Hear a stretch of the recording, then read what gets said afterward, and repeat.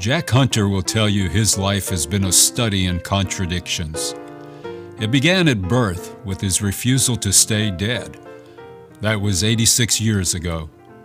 During his long and productive career, the contradictions continued. I'm a piano player, and yet I'm not. I'm a painter, and yet I'm not. I'm a novelist, and I'm still working on it. And so many contradictions in my life. Jack has written 16 novels, with his 17th soon to be released.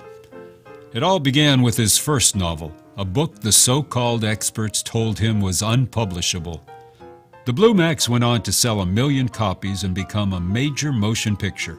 Which was an absolutely unbelievable lightning strike. I was the first novelist.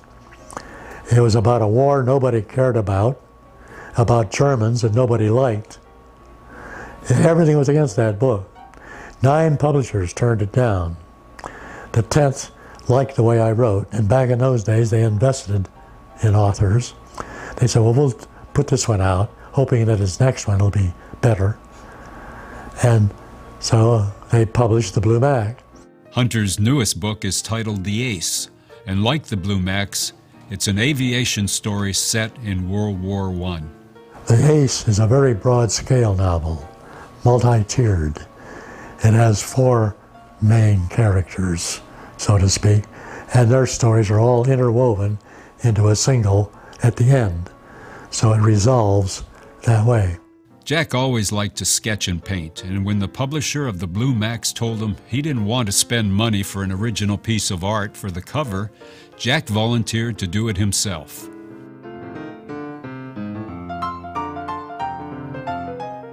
Even though he's colorblind, he's built his love of painting into a successful career as an aviation artist.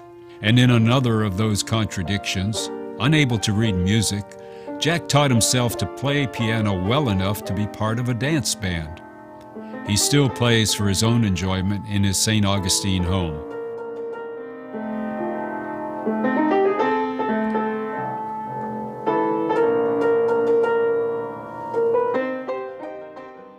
He's worn many hats during his life: journalist, counterintelligence agent, artist, author, and musician.